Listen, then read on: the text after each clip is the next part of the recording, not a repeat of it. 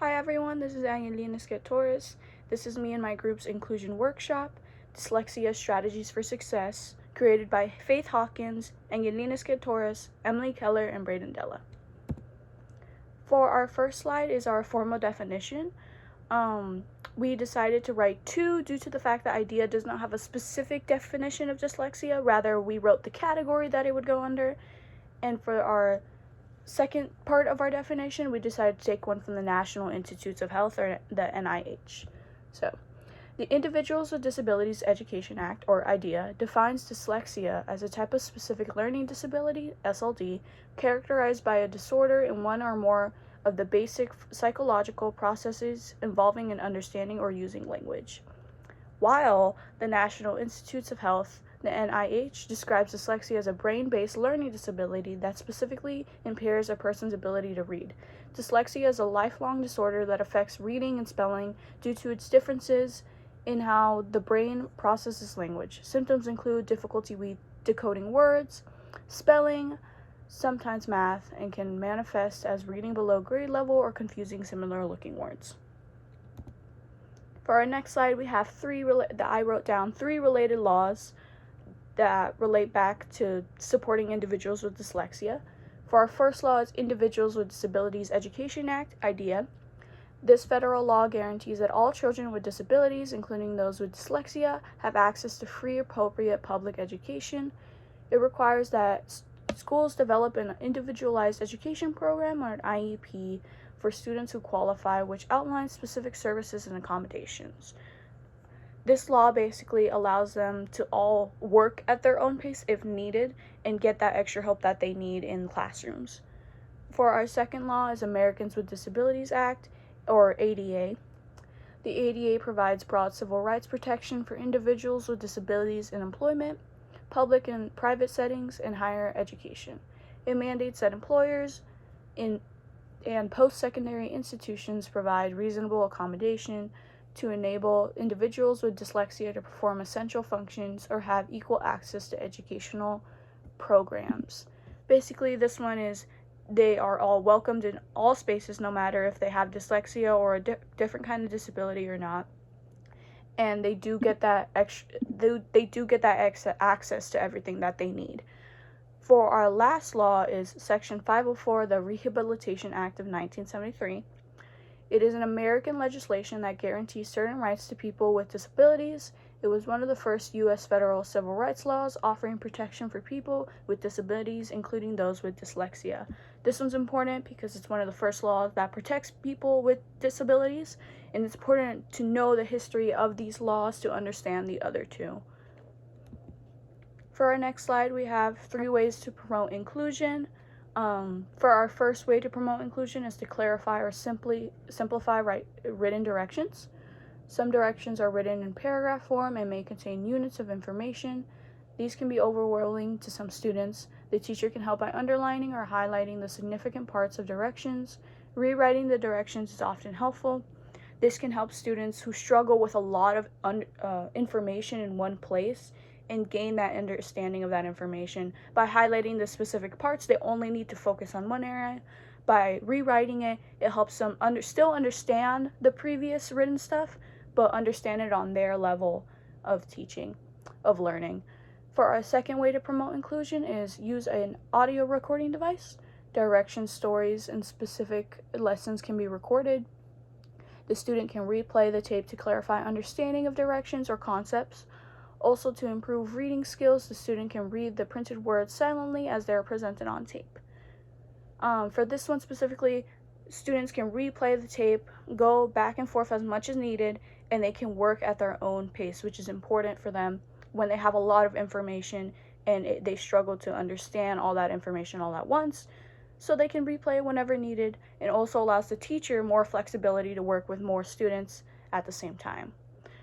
For our third one is change response mode. For students who have difficulty with fine motor responses, such as handwriting, the response mode can be changed to underlining, selecting from multiple choices, sorting, or marking. Students with fine motor problems can be given extra space for writing answers on worksheets or can be allowed to respond on individual whiteboards.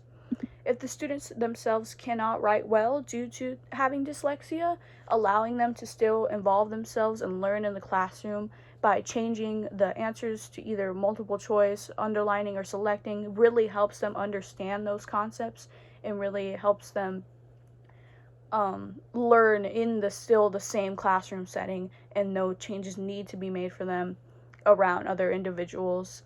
Um, and also with the responding on whiteboards, it allows them to still participate with the rest of the class and ask each other questions and overall still be a part of the classroom.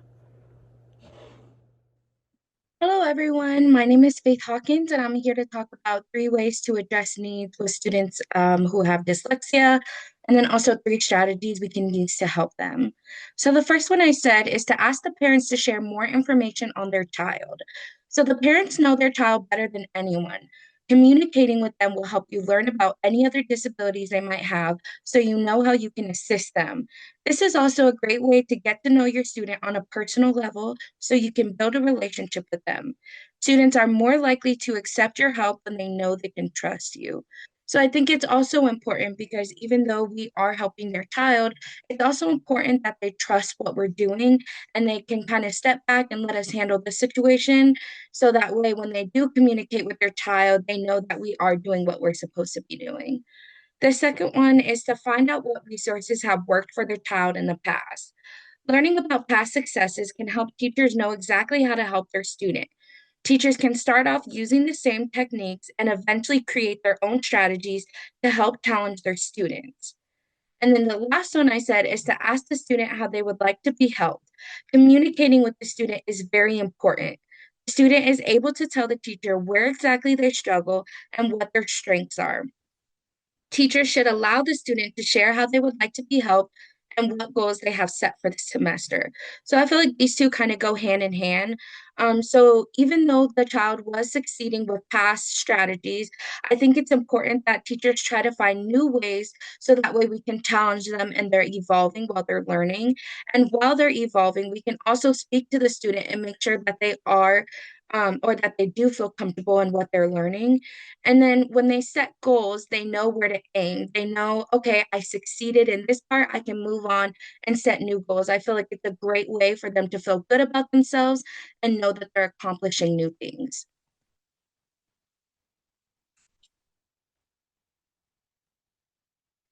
And then the second slide is 3 strategies we can use to help the students. So the first strategy I said is to allow students to use assistive technology. Allowing students with dyslexia to complete their assignments on the computer can help lessen the strain on their eyes. And the computer also provides tools that can help with their spelling, grammar, and punctuation. So if you don't know what assistive technology is, it's technology that's specifically used to help students with dyslexia. So I think the computer is very important because students who do have dyslexia have a hard time writing, whether that be essays or just spelling, things like that. It puts a heavy strain on their eyes and it can be very stressful. So the computer allowing the spell check and the grammar, it allows them to complete their work and then go back and check it and then correct the mistakes. So if they see the word was bat, they can now look at it and see, okay, I made that wrong, and then click on it, and it'll now tell them the correct word to use. So they can kind of remember, okay, it's not supposed to be bat, it's supposed to be tab. And then the second one I use is create lesson plans with fewer instructions. Because dyslexia can cause short-term memory effects, students struggle if the task instructions are too long. Students should be given the appropriate accommodations to ensure they can follow along with the rest of the class. So if we're giving lengthy instructions, they're not really going to remember that. So I think it's important that we take the time to print out smaller instructions that are still descriptive, but it'll allow the students to follow along better. That way they don't get lost. And the last one I said is to create positive environment. So this one's kind of a given. A lot of teachers are really great at this, but having dyslexia can be tough on a child in school. Maybe they're looking at their friends and seeing that their friends also don't struggle with the same disability. So I think it's important that teachers focus on that and they find ways they can encourage the student. I think celebrating the small wins, like if they learned how to spell a word that they were previously struggling with, just letting them know, way to go, or you did a good job, just praising those small successes is definitely going to build their confidence. And I think it's also important that teachers let the students know that it's okay to make mistakes. A lot of the time, students beat themselves up or they feel down because they're constantly making mistakes. But mistakes are a part of learning, and it's important that they know it's okay to make mistakes as long as you learn from them. If teachers can continue to just be supportive with that, students are definitely going to feel more brave and more inclined to try different things. So those are my strategies. And then on the next slide, we're going to share our media clip. Thank you. Hey friends, let me ask you a very interesting question today. What do Albert Einstein, Walt Disney, Steven Spielberg, Keira Knightley have in common? Think.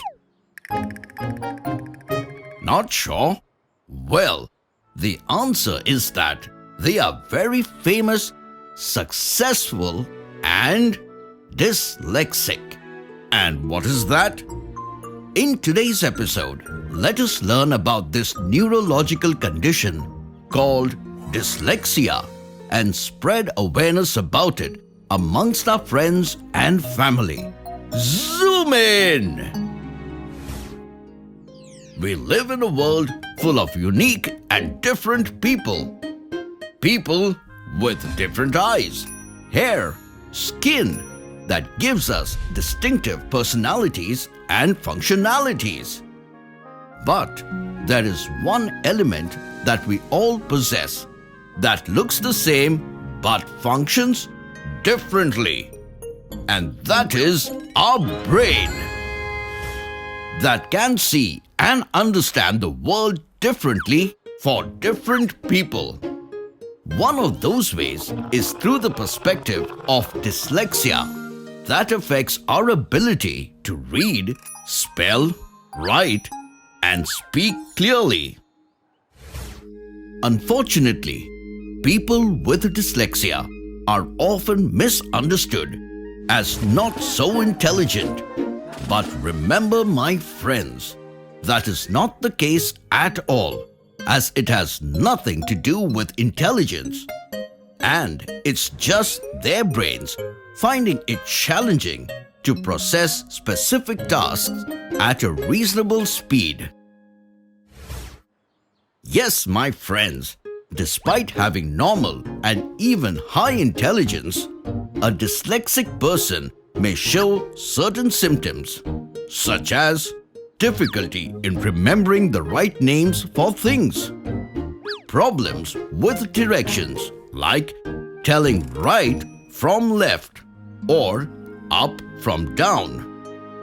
They may need more thinking time to remember the right word, and for some, it could be challenging to hold a pen or write by hand, and much more. But the main problem in dyslexia is trouble recognizing phonemes. For example, the basic sounds of speech like B in bat and P in pad are often mixed with one another.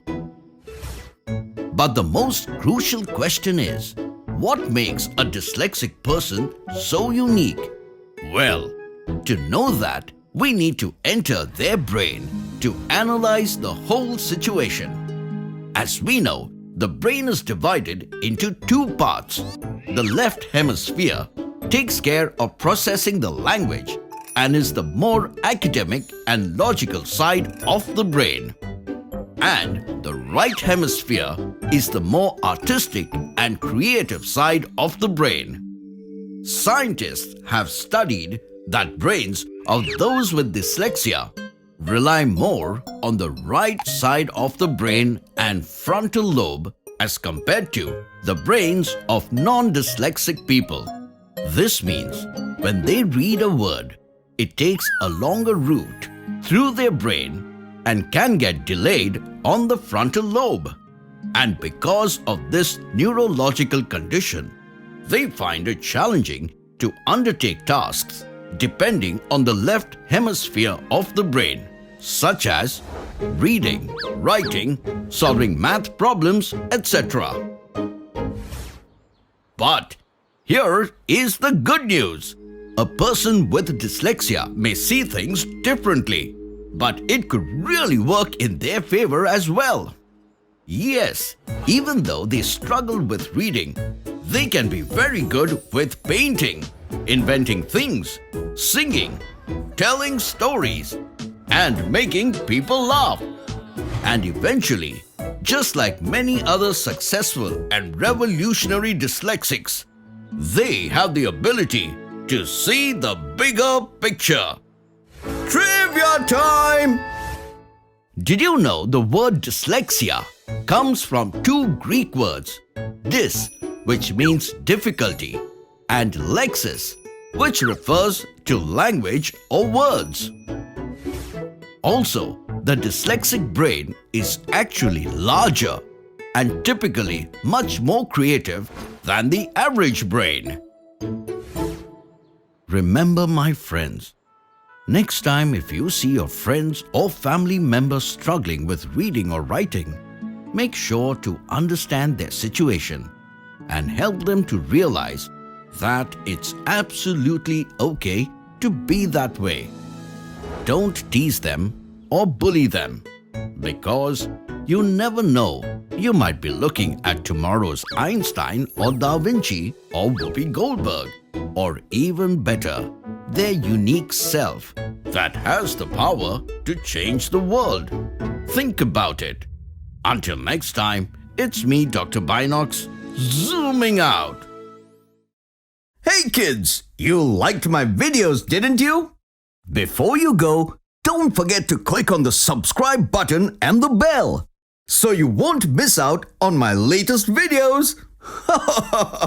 See you.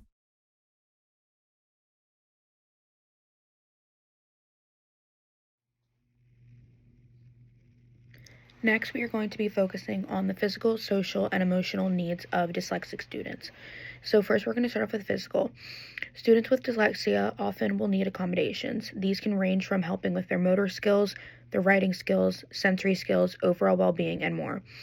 A real-world example of these accommodations can be assistive technology such as typing tools. Another example would be adjusting the layout of a student's workspace and making sure that it is accommodating their needs. This could be adding an alphabet strip to their table, giving them a flexible chair, allowing them fidget toys, different mouses, etc. Physically, they may need support and different organizational tools, so this is important to give them if they do need this. Next is social. Socially, they do need inclusive environments and help with communication to prevent isolation and bullying. And they often do struggle socially for multiple reasons. They often deal with social anxiety as well as depression. Dyslexia affects the way one communicates, which can play a big role on their social relationships. Sometimes they can even deal with memory and sequencing loss, which can affect the way they explain situations to others.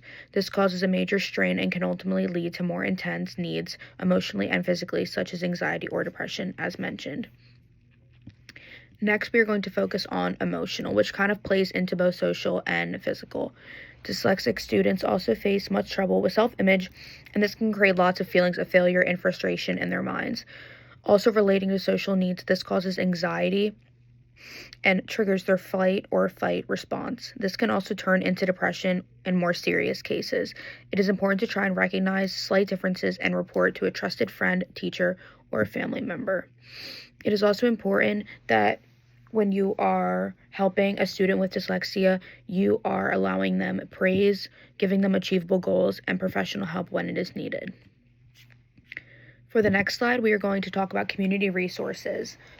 So I did find 3 different resources that are in the state of Arizona. The first one is called the IDA, International Dyslexia Association, which is specifically located in Arizona, and they describe it as, quote, a nonprofit organization that provides education, advocates for structured literacy, and offers a directory of qualified professionals, including evaluators and tutors, says IDA Arizona, quote. And below all of these, I provided the links to each of these resources. Next is called the Dyslexia Road of Arizona. Quote, "We are an Arizona-based organization whose mission is to bring community resources to families with children who have dyslexia. We collaborate with parents and guardians to create a practical roadmap for their child's dyslexia journey." Next is called LitHub AZ. A definition of dyslexia is included in the Arizona statute so parents and educators can better understand the needs of their children with dyslexia. Each of these sources is helpful for every single family who may have a child who has dyslexia and is confused with what they might need. Next, we are going to look at the comprehension questions.